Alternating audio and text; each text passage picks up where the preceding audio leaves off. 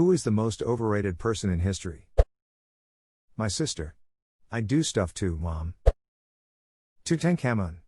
Or King Tut as he is sometimes referred.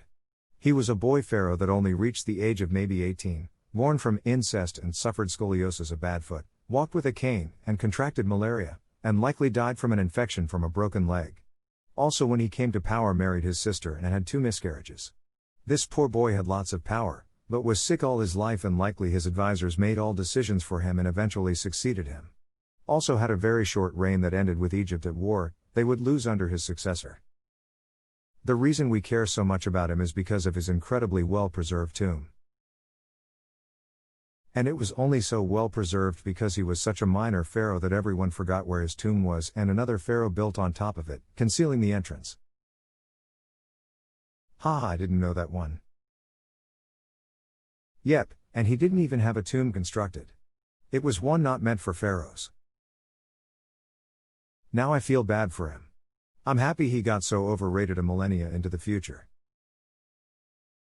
Yeah, I was lucky enough to have an exhibit of his stuff at my local museum and was super surprised to hear a lot of this. We don't know much about him but can guess that he was really young, not really loved or cared about by the people, apparently liked hunting and racing chariots and stuff. He seems like he was just a regular rich kid who had some advisors that ran the country and kept him out of politics and ruling. When he died under unknown circumstances, they did the bare minimum and he was entirely forgotten.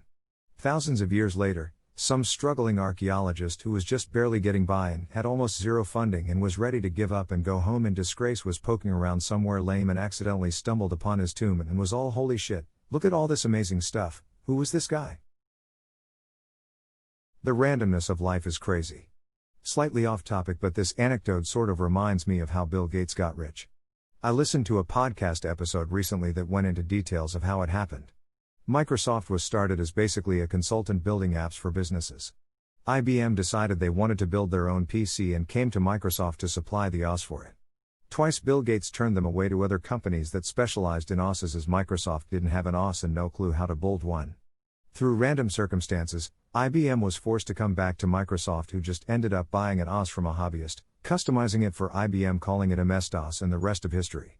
I don't know why, but the story of the archaeologist who was almost out of money and about to give up before stumbling on the tomb of what is arguably the most well-known Egyptian pharaoh who, by all rights, should have been forgotten in history long ago reminds me how unplanned life can be.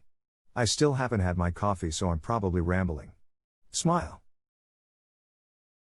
This was an interesting addition to a cool chain of comments. Thanks for sharing. Enjoy your coffee and your day.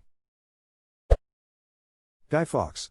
He was a minor cog in a conspiracy that he didn't even know all that much about. He was tasked with a dead simple objective, and he failed. He gave up the names of all the co-conspirators that he knew about, but most of them operated on a much higher level than this chump, so they got off mostly scot-free. He had one job and he ducked up 3 basically. He doesn't deserve the pages that his story is written on in history books. Jack the Ripper. More overhyped, not overrated. But he only killed 5 people. It's not like he's the original Dexter. Coco Chanel. I have recently found out she was apparently a Nazi agent who went under the code name Westminster.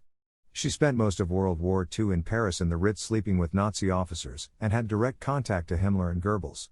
She even insisted all Jewish directors of her brand be removed. Edit, I can't spell.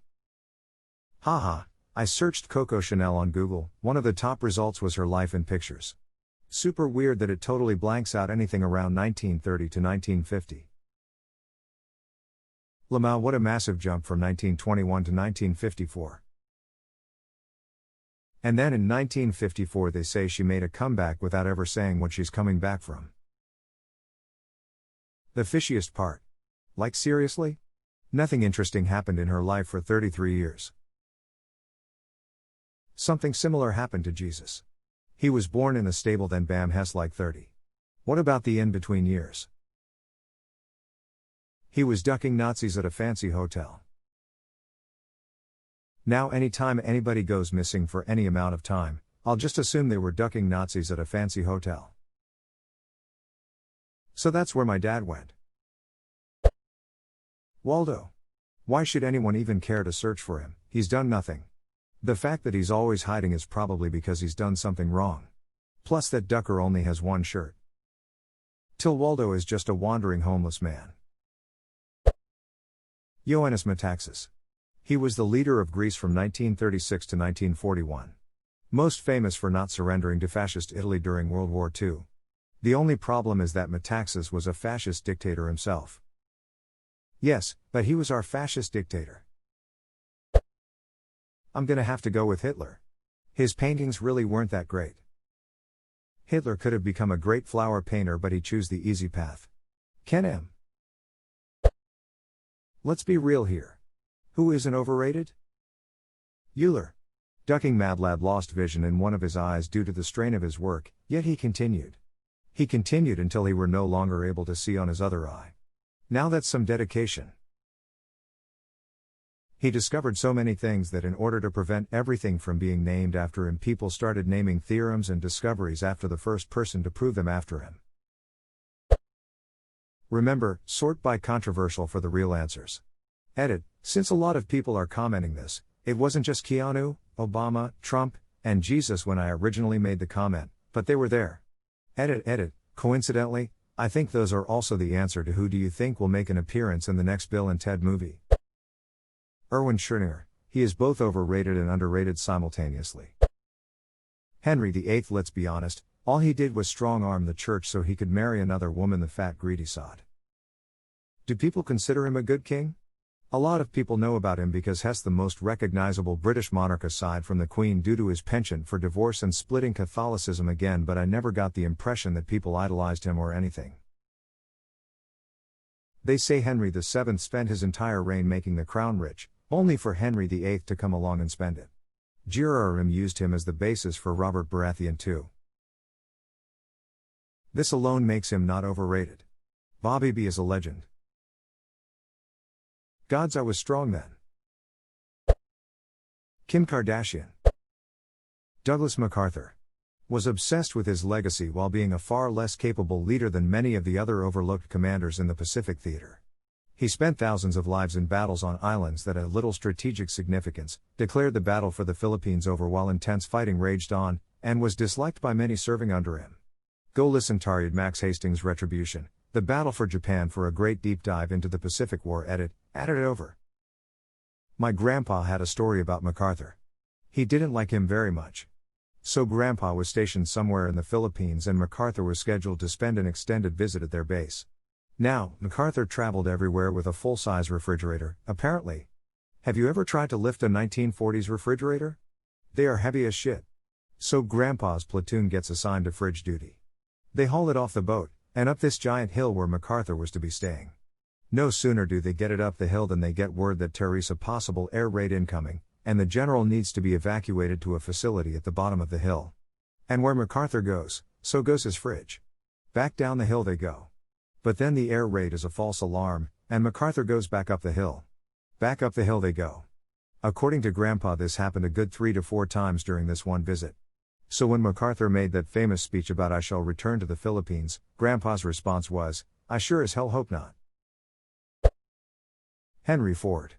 In business, engineering, and manufacturing, Hess revered like a god.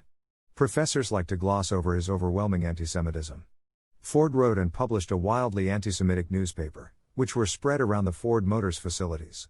Those papers were republished in Germany and became incredibly popular with the Third Reich. Heinrich Himmler described Ford as one of our most valuable, important, and witty fighters. Hitler praised Ford in Mein Kampf and referred to Ford as an inspiration. The admiration went both ways, because Ford was a Nazi sympathizer to the highest degree, hosting Hitler's representatives in his home and hobnobbing with Nazi officers. On his 75th birthday, he was awarded the Grand Cross of the German Eagle, the highest medal Nazi Germany could bestow on an American. But all anyone cares about are his effing assembly lines, which he didn't even invent. The assembly line idea actually came from Ransom E. Olds. Alexander Hamilton. As a girl in high school, there is no figure I am more tired of. Joe Flacco. Pablo Escobar, he was a murderer. You shouldn't like him. Dude straight up blew up a commercial flight full on innocent people. He wasn't just a murderer, he was literally a terrorist. His intended target wasn't even on board the plane. He wanted to kill presidential candidate Trujillo, but he wasn't on board the plane. 2 Americans died, which led to actual American involvement into stopping Escobar.